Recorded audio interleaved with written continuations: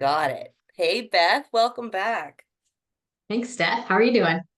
I am so good. Thank you so much for, here we are. I don't even know which volume we're on now, but tonight we're Yeah. going to be talking about the link between mental health and financial health.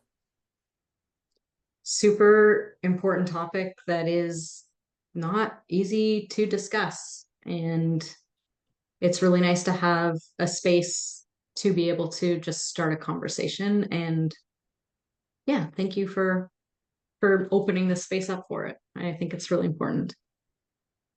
It is important. And of course, we would be remiss, guys, if we didn't mention that where we are talking about mental health, that this episode could be a little bit triggering to some. Um, we're gonna keep it short and sweet and light and loving and realistic, but we really are just trying to start that conversation, aren't we? Yeah, Uh, like neither of us are therapists. And we're not here to do any of that, but really just creating an awareness and just starting the conversation is so important. And we've lost people recently in our lives, and I think it's really powerful to take a step and a pause and a moment to think about them and how important it is to keep ourselves healthy in all aspects of life, whether that's like obviously physical health is super important to me. I'm a gym nerd. And financial health and mental wellness are all of those things are inextricably linked. And if you're just simply addressing only one without looking at the others, you're not solving any problems. You're putting a band-aid on it. So I think looking at the links between just those two, like I'm always happy to talk about fitness another time. um, but yeah, so totally. Honestly, that's also a really lovely, kind, and politically correct way to say that. But honestly, we need to stop pussyfooting around it. We need to um start the conversations within ourselves and amongst ourselves. And um a lot of what we do together and individually now are for our dear friend Kat that we lost due to mental health. And we would be remiss to not mention her. And everything that we do is with her in our hearts and in our minds. So this episode is dedicated to Kat. And we're just going to talk about the facts, guys, and again, start the conversation because every single one of us are dealing with finances. And I think it's pretty safe to say that most of us were not taught about finances. And we are not pros. In fact, the two of us are not really anybody at all. two old vets just having a conversation. Just having a conversation in the basement, really. But we're glad you're Yeah. here. Yes. Thank you for being here. I think it's really important to just acknowledge without financial security, there's going to be anxiety, stress, frustration, just simply a lack of confidence when you're drowning in debt. It seems like you can't get out of it. There's limited opportunity.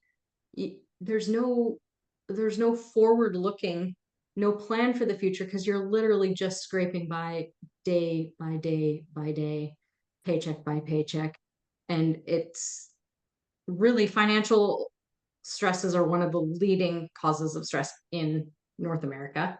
Um, it's insane some of the statistics. Like I know you have some stats to share too, but like people with the lowest incomes are 1 to 3 times more likely to experience depression and anxiety.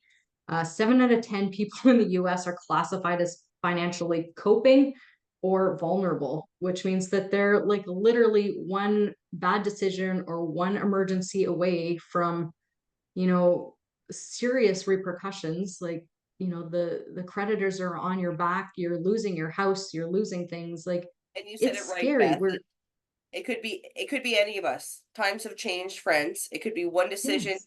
one paycheck, one creditor. We've got middle. who used to be middle class families and who are Yeah. middle class families who are homeless. And I speak about it openly that this time last year we were facing potential homelessness because there's nowhere to live. So we need to be kind and just have the conversations and support each Absolutely. other through this. Because like you mentioned, Beth, 44% of Canadians rate money as the leading cause of their stress. Yeah. That's That's substantial. very substantial. And just if people are unwilling to admit their financial concerns, like they're more unlikely to seek help and seek, professional guidance and just get into a better position because it's easy to just not log into your banking and just kind of ignore it or not keep track of, how much debt you're actually in because those numbers can be really scary. And not being willing to actually look at the problem, it's like mental health too. If you're not willing to admit that like you need help, and there are people out there who are so happy to give that help and just share that load with you, like let people share that load with you and take some of that stress from you and help you walk with you to a better place. Like, For sure. And when it comes to financial and mental health, the link is like you said, Beth, it's kind of ever evolving. It's like a chicken or the egg situation because 38% of Canadians who have had financial concerns then find themselves with mental health issues. Whereas the same is true that if you have pre-existing mental health issues, perhaps then you have a hard time, keeping a sustainable income or um, yeah, or have difficulty managing money. And then that also comes down to our coping mechanisms too, whether that be substance abuse or addictions of any kind, like gambling. I mean, mhm, like, Jesus, that could be a slippery slope within itself pretty quick. absolutely. And I mean, I'm a huge proponent of education in all things. But financial literacy is a learned skill. It's for everyone and it requires education and practice. It's not something that comes naturally to people. You need ongoing education and support on topics like budgeting and investments and home ownership and protection and planning for retirement. Like these aren't things that we just, you know, grow up knowing and putting into practice. And That's if you right. And there don't, doesn't need to be shame or guilt associated with it. Of course, these are feelings that often are tied when it comes to money, especially where there is oftentimes less or no education at all. But it's up to us now to change that story, change um, our future, basically, because it's coming quicker than we think. And Mhm. I can't remember what I was going to say there. But the biggest thing is your self-awareness. How, why, when are you spending? How is it making you feel? Are you going on Yeah, these retail therapy binges on Amazon because mhm, you're feeling sad about something? Because it's easy enough. Again, coming from the like least judgmental place in the world, it's never too late to try to make some changes. I freaking love absolutely. online shopping. But there's a limit, Yeah. guys, like anything. A big thing you had said, Beth, avoidance. I'm guilty of it myself, and that could be the snowball effect, but keeping a regular routine at checking your bills, your banking, um, being aware of your coping mechanisms, staying consistent, and what I find is mostly is being accountable to yourself because when you're tapping your card you can tell You're yourself that you still, really need it, but there is a very big difference most times between need and want. Yeah, that's huge. And it's so easy to tap and forget. Like without real cash in our pockets, like the plastic money just flies and the little things add up so fast. Well, I think back to the pandemic. Like, yes, it was terrible and freaking horrid that we couldn't leave our homes, but it made you realize how much shit you buy. You're fine. Like, Yeah. I just bought all these new pillows from IKEA and they're so nice, but I don't know if I needed all of them. Yeah. They're But they're plush. so plush for yoga.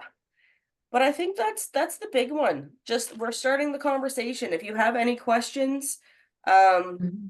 also being aware of the signs and symptoms that financial stress, how it may present, and knowing how bad long-term stress is for our bodies. Like long-term stress can kill you, friends. It can lead to heart disease and increased cholesterol, increased blood pressure. Like this is some real stuff here. And unless you've really struggled financially, which I mean, I think we've all been there, it's the scariest thing in the entire freaking world. And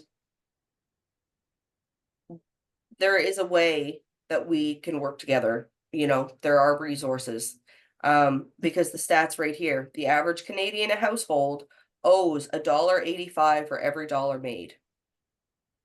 It, it's there shouldn't be shame knowing that you're not alone in it. Like we're all facing these beautiful, shiny, soft, plushy things, and it's up to us to try and find that balance.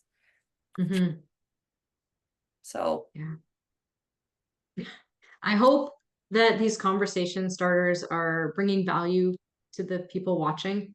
If there's any questions or comments, please leave them for us because we love to hear your feedback. And if there's something that you want to hear more about, let us know. Like Steph said, we're just having basement conversations. I mean, I'm in the the attic and Steph's in the basement. We're in our little hobbit holes and like starting these conversations. And I think it's super important. And it's like a yeah, I rebellion. just It's like we're tapping over the air signals, just trying to let people know. yeah, Legit though, guys, feedback would be amazing. And don't shoot the messenger, but it is almost October, and we're gonna have to start thinking about the holidays soon if you haven't already. I know some people who are done their shopping, and that's financially a really smart way to do it, but it's not me. I'm not that organized. I'm just starting to think about it honestly. But I have a sinkings fund for Christmas presents, so I'm prepared, which is nice feeling. Well, keep an eye out. Maybe that's what we'll have to chat about next. Absolutely. Awesome. Thank you so much for the time this evening, Steph. This was really good. And just taking a moment to remember Kat as well was really She special. wouldn't let us forget her. That's true. She would not. All right, guys. Thank you so much for being here, and remember that it is okay to not be okay. And you all baddies, right? We don't forget who we are. All right, my Love you, darling. Steph. I love you. Chat soon. Bye.